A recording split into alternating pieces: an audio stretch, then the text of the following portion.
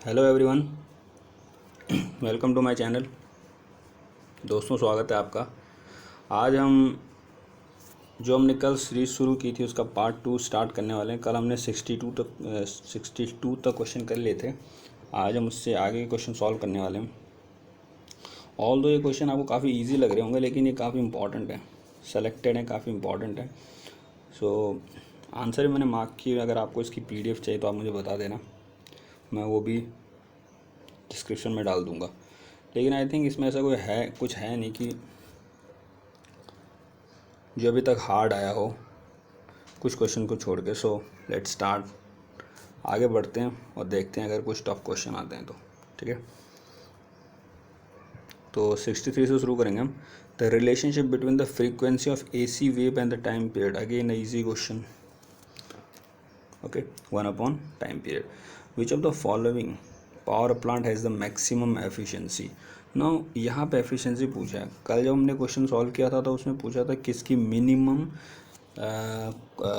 Running cost होती है। That is hydro, obviously, because मैंने बताया था उसमें जो मेजर इंग्रेडिएंट होता है या फिर बोल सकते हो मेजर जो रोल होता है वो पानी का होता है। पानी जनरली फ्री में मिल ही जाता है, सो इसलिए उसकी कॉस्ट जो होती है, रनिंग कॉस्ट, कम होती है in comparison to other, okay, like nuclear and all.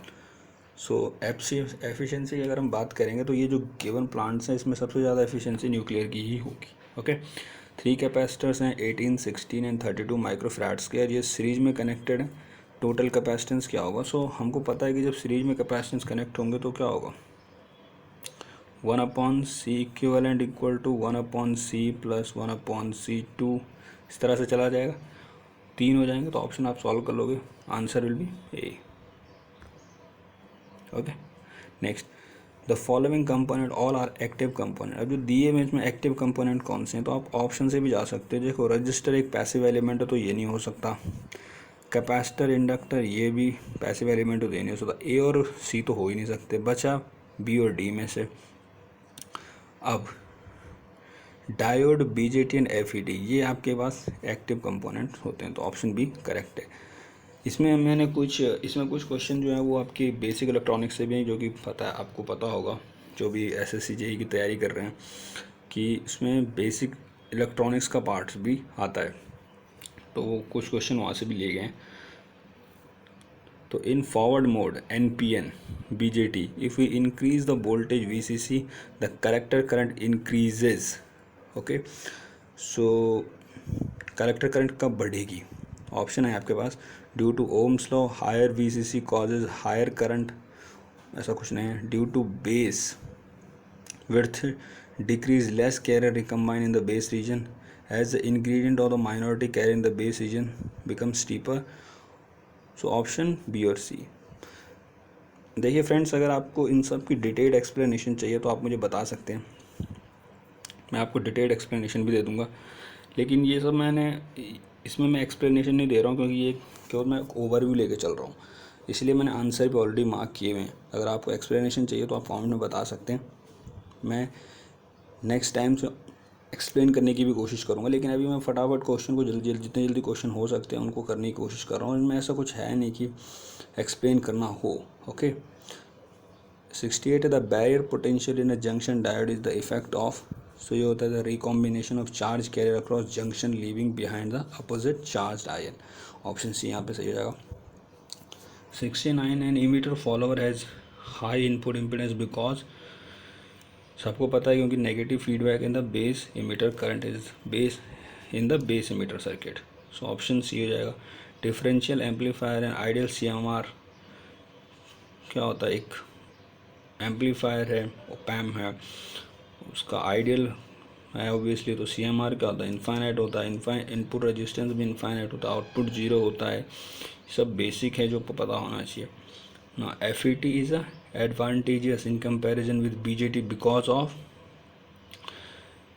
FET का BJT के कंपैरिजन में एडवांटेज क्या है? यही है कि उसका इनपुट इम्पीडेंस हाई होता है, गेन बैंडविड्थ प्रोडक्ट तो लो होता है FET का, करंट कंट्रोल बिहेवियर बिल्कुल नहीं,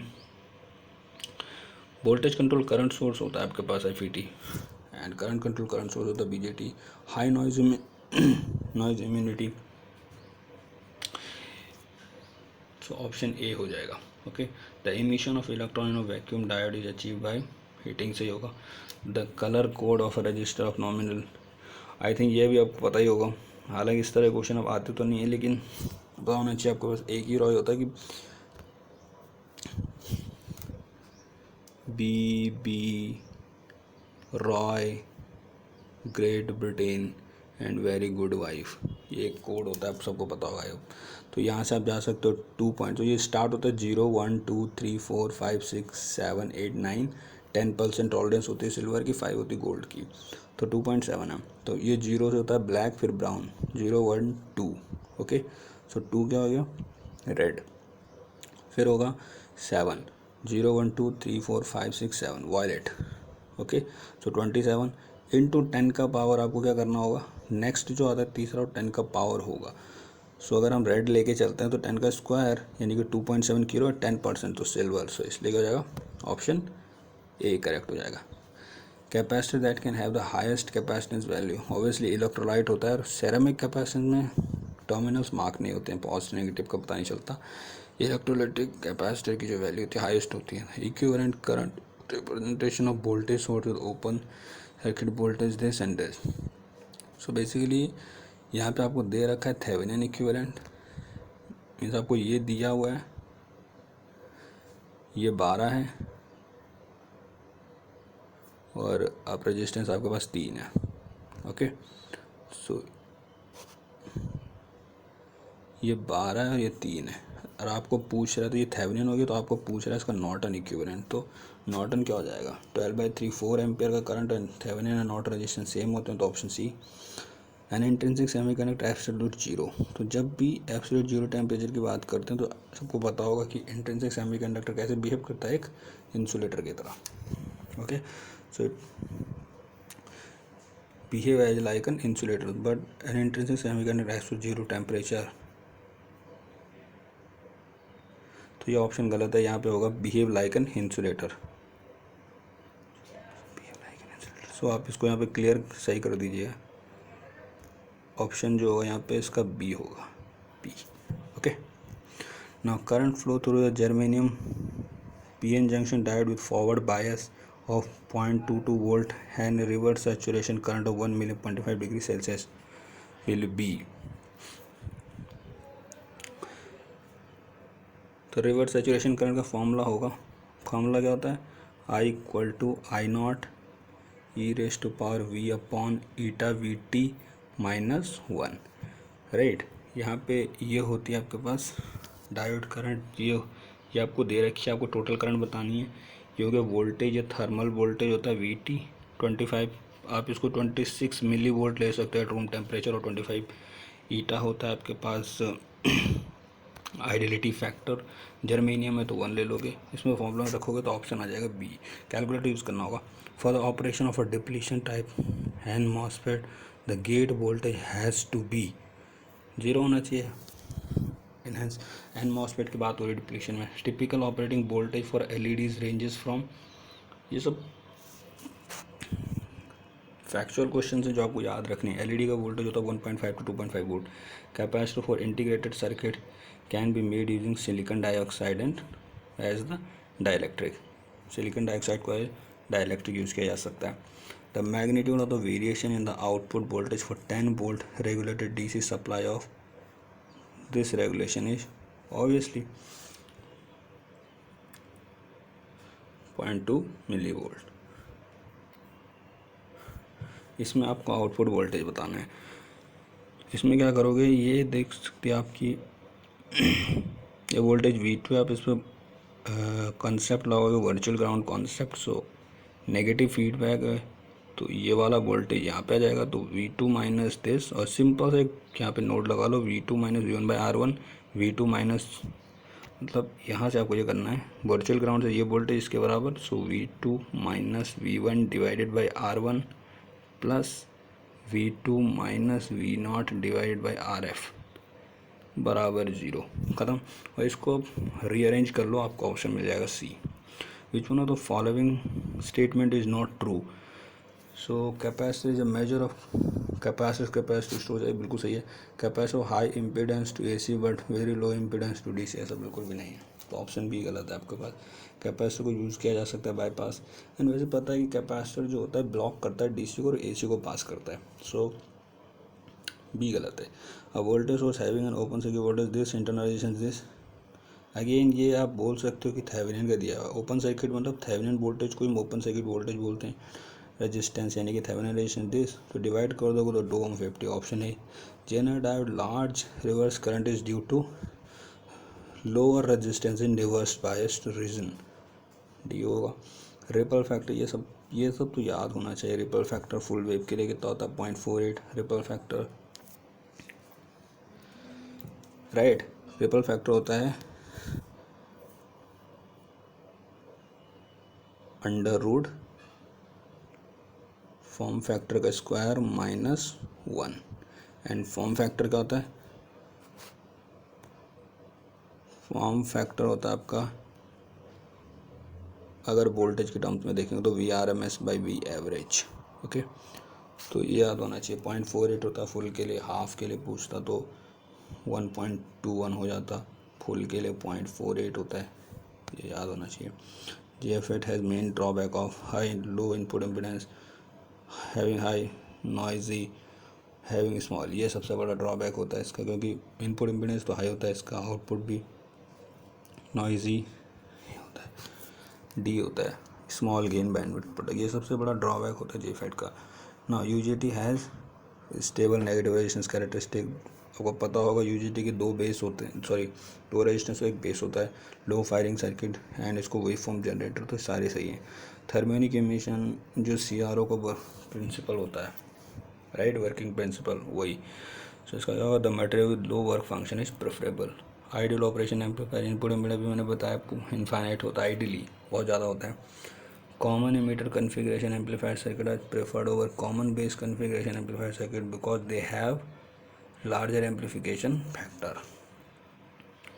Common amplification configuration amplifier circuit are preferred over common base because they have larger amplification factor, यही रीज़न नहीं है,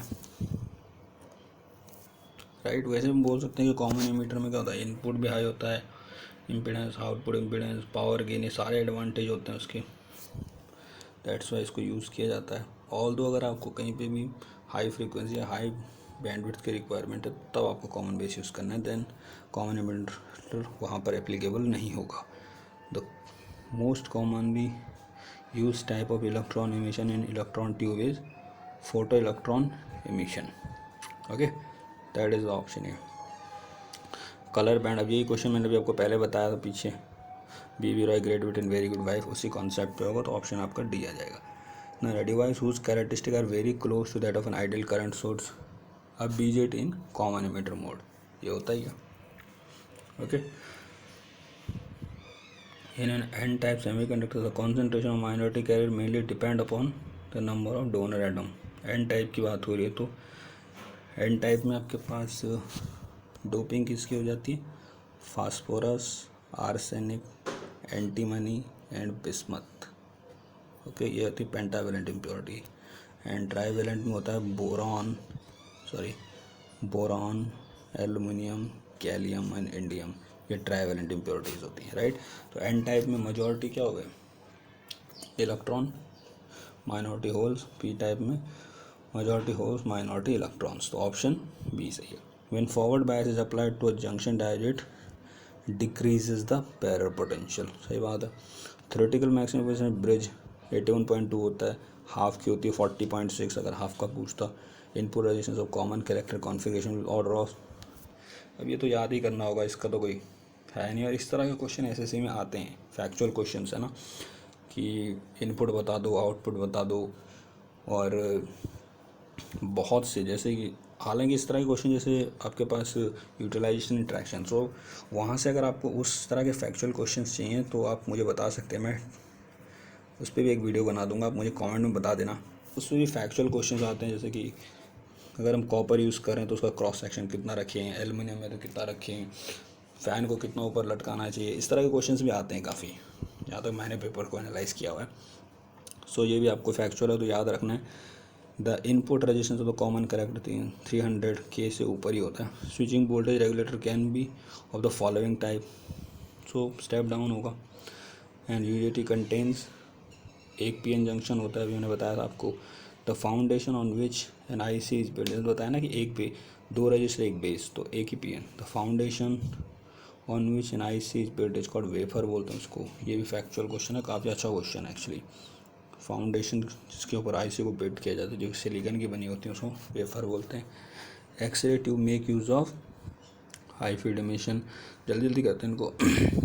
field emission, which of the following component are all active component, SCR vacuum tube, ये सब active है आपके पास, option D सही है।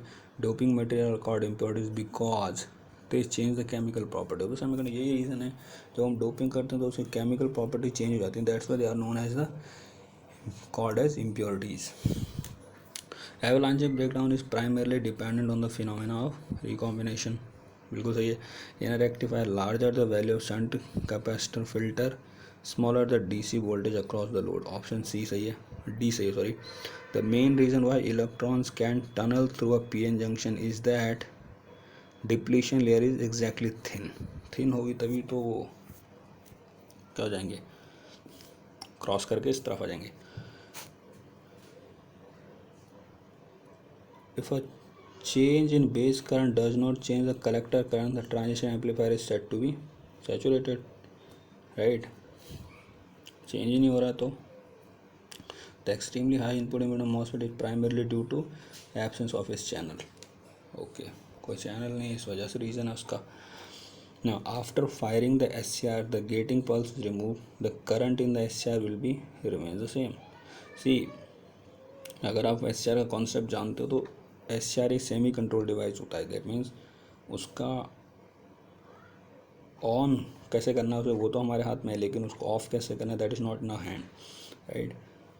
जिसके अगर मैं इसका कंपैरिजन में GTO की बात करूँ तो उसको ऑन एंड ऑफ करना हमारे हाथ में, दैट्स उसको कहते हैं फुली कंट्रोल डिवाइस, बट ये फुली नहीं होता है, इसको बोलते हैं semi controlled. So after firing the SCR the gate pulse is remove. अब गेट को क्यों हटाते हैं, जैसे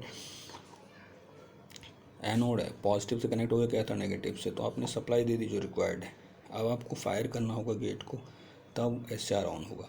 बट इसका मतलब ये नहीं है कि आपको गेट पल्स को लगा के रखना है, नहीं। जब आपकी जो एनोड करंट है वो एक लैचिंग करंट से ऊपर पहुंच जाती है, तब आपको गेट को हटा देना है। लैचिंग करंट का जो रोल होता है वो during turn on process of SCR होता है, दैट मीन्स उतनी करंट होनी चाहिए, एनोड के अंदर एनोड में से उतनी करंट पास होनी चाहिए जितनी रिक्वायरमेंट है, that means minimum current which is required to turn on the SCR, that is known as the latching current. So उतना जब आ जाए उसके बाद आप हटा दो, बिकॉज अगर आप लगा के रखोगे तो उसमें से अननेसेसरी पावर लॉसेस हो जाएंगे, तो उनको अवॉइड करने के लिए हमको उसको हटाना होगा। The current in the SCR will be the current in the SCR will be what you can say remains the same. Now inverting operational amplifier, this the scale factor is obviously P, कोई दिक्कत नहीं, इसमें क्या होता है minus RF upon RI, यही होता है। इन्वर्टिंग है, बिकॉज नॉन इन्वर्टिंग होता तब क्या होता 1 प्लस RF अपॉन RI, ये नॉन इन्वर्टिंग में जाता, ठीक है, तो option B. Now in the context of IC फैब्रिकेशन, metallization means forming interconnecting conduction pattern and bonding pads. Colour band, ये सेम क्वेश्चन आ गया, तो ऑप्शन डी। नाउ मैं ये नंबर ऑफ क्वेश्चन आपको करा दिए हैं, अगर इस तरह का एक क्वेश्चन मैंने देखा था, SSC में आया था, एक आध बार देखा मैंने, सो यहाँ से आपको आइडिया लग जाएगा। Okay, the device whose characteristics are very close to that of ideal voltage source, उसको क्या बोलते हैं, Chenar diode. Okay, thank you friends, see you in the next section. Bye and take care.